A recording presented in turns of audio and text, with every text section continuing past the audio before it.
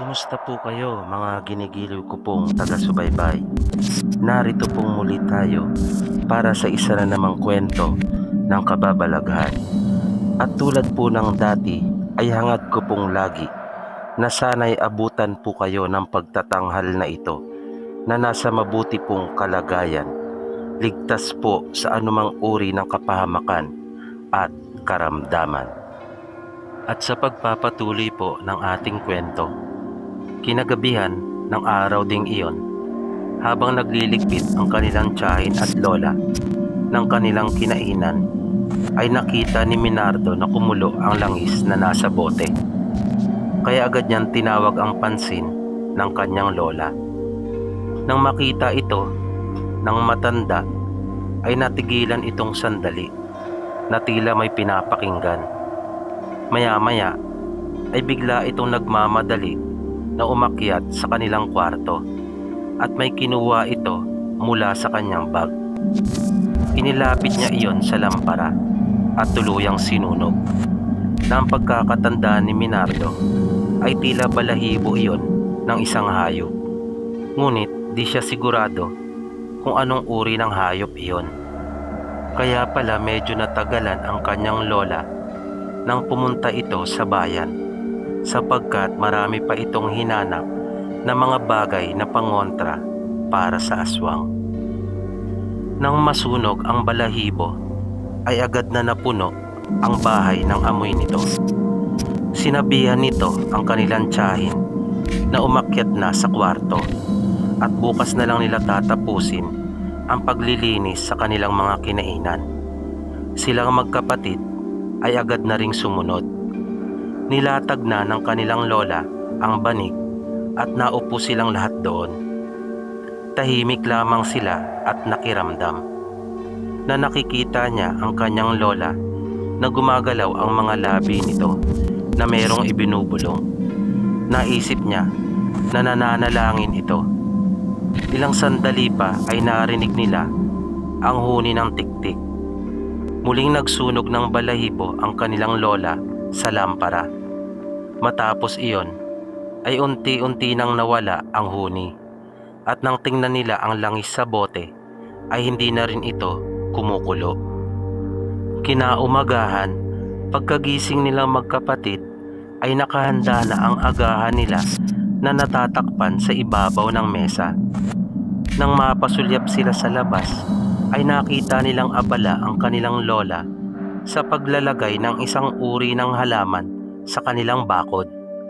Sa kanyang pagkakatanda ay isang uri ito ng halaman na gumagapang, na nung huli ay nalaman niya na ang tawag dito ay makabuhay. At iyon ay inilagay ng kanyang lola paikot sa kanilang bakod na tila pinagapangan niyang lahat iyon. Matapos nilang kumaing magkapatid ay nagpunta sila sa kanilang lola at tumulong. Pagkatapos noon ay inipon nila ang mga tuyong dahon at mga patay na damo sa paligid ng buong bahay. 4 na tumpok ang ginawa nila at magkakasunod na sinindihan iyon.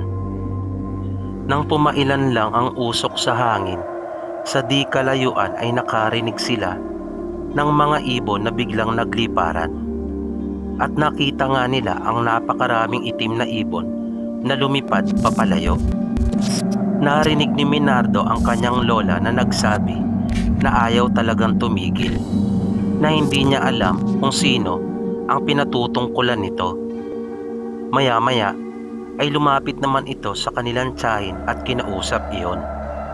Narinig ni Minardo na tila pinagsasabihan ang kanyang tiyahin. Narinig niya na sinabi nito na alam na nga daw nito na lubhang delikado doon, ay bakit nagpunta pa. Sumagot naman ang kanyang tiyahin at sinabing wala naman daw siyang ibang mapupuntahan. Ayaw naman daw nito sa kamag-anakan ng kanyang asawa makituloy, pagkat puro tiyuhin at tiyahin lang dahil ulila na ito. At di daw gusto ni Dayan ang mga ugali nila. Nakita niyang niyakap ng kanyang lola ang kanilang tiyahin, na kahit sa mura niyang edad ay ramdam niya ang matinding pag-aalala ng kanyang lola. At nakita pa niyang hinimas ang tiyan nito at tila may sinabi sa kanyang pinsan na nasa sinapupunan ng tiya Dayan niya. Matapos makapananghalian ay nagpahinga lang silang sandali at tinulungan niya ang kanyang lola sa paglalagay ng karagdagang kawayan sa bakod ng kanilang bahay, lalo na sa gawing likuran. May kataasan ang idinagdag na bakod kaysa sa mga nauna na ang dulo nito ay pinatulis. Halos magdidilim na nang sila ay matapos. Kahit ang kanyang kapatid ay hindi na naglaro. Sa halip ay tumulong rin ito sa kanila sa maliit na paraan na kaya nito. Nang papasok na sila ng bahay ay agad silang nagmano dito sapagkat napansin nilang magkapatid na madilim na. Matapos makapagluto ng kanilang hapunan ang kanilang lola, bago sila kumain, ay nakita nila ito na naglatag na agad ng banig. At napansin nilang magkapatid na iniayos nitong mabuti ang mga unan at kumot. Nabagya pa silang nangiti nang makita ang kinalabasan nito nang matapos. Sa tuwa nila ay nayakap pa nila ang kanilang lola at hinagkan. Narinig nila ang kanilang tiyahin na nagtatawag na ito para kumain. Kaya magkakasabay na silang nagtungo sa kusina upang maghugas ng kamay. Pagkatapos nilang makapaghapunan ay tumulong silang magkapatid sa pagliligpit ng kanilang kinainan. Kaya mabilis itong natapos. Nagtungo na sila sa silid at doon na nagpahinga. Habang nagpapahinga ay sinimulan na silang kwentuhan ng kanilang lola. Maya-maya ay tumabi na rin sa kanila ang kanilang tiyahin na nakita nilang dala nito ang bote ng langis at itinabi iyon sa kanilang higaan. Hindi na matandaan ni Minardo ang mga sumunod na pangyayari dahil nakatulugan na niya ang pagkukwento ng kanilang lola. Nang gabing iyon, nang makaramdam siya ng pagkaihi, pagmulat ng mata niya ay nagtaka siya sapagkat hindi nakapatay ang ilaw tulad ng nakagawian ng kanyang lola. Pumunta siya sa pinto ng kwarto malapit sa may hagdan at doon umihi. Nang babalik na siya sa higaan ay hihipan na niya sana ang lampara nang sinitsitan siya ng kanyang lola na sinasabing wag niya iyong patayin. Gising pa pala ito na nakatalukbong ng kumot. Napansin rin niya na kahit ang kanyang kapatid at tiyahin ay nakatalukbong din. Kaya bumalik na siya sa kanyang higaan at nahiga. Naramdaman niyang inayos ng kanyang lola ang kumot at tinalukbungan din siya nito. Ilang sandali matapos iyon ay narinig niya ang kanyang tiyahin na umiingit. Sobrang init daw ayon dito. At naamoy ni Minardo na tila nag-iba ang simoy ng hangin. Naging malansa at mabaho ito. Narinig niya ang kanyang lola na bumulong at sinabing kumukulo ang langis. Kaya namaluktot siya sa ilalim ng kumot pagkat alam na niya ang ibig sabihin noon na andyan na ang tiktik. Nang pagkakataon na iyon ay silang tatlo ng tiyahin at lola niya ang gising. Ang kanyang kapatid naman ay tulog na tulog. Biglang nawala ang antok ni Minardo nang marinig iyon na sinabi ng kanyang lola. Patuloy lang silang nakiramdam. Walang gumagalaw sa kanila. Maya-maya ay narinig nila ang marahang ingay sa kanilang bubungan. Kaya kahit nakatagilid ay dahan-dahang ibinaling ni Minardo ang kanyang paningin sa itaas habang nakatalukbong. Naaaninag niya ito sapagkat hindi naman ganon kakapal ang kumot. Wala naman siyang napansing kakaiba. Ngunit nang ibabalik na niya ang kanyang mukha paharap sa kanyang lola ay laking gulat niya nang maaninagan niya ang tila isang mahabang tali na bumababa mula sa bubong. Ngunit alam niya sa kanyang isipan na hindi iyon karaniwang tali, sapagkat mamasa-masa ito.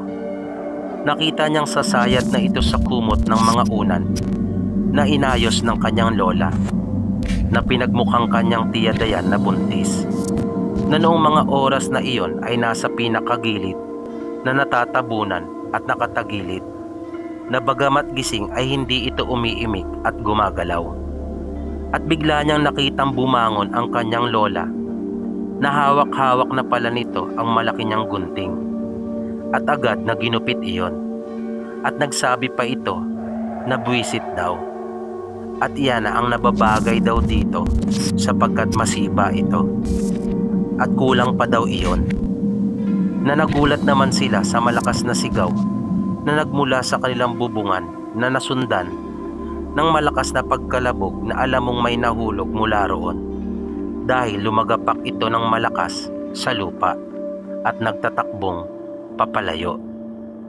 Kaya napabangon sila ng kanyang tiya Dayan, at nasindak sila nang makita ang kapiraso ng dila na nasa banig, na may mga bahid ito ng dugo. Kinaumagahan, pagising nila, ay nakita nila Minardo na mayroon silang bisita.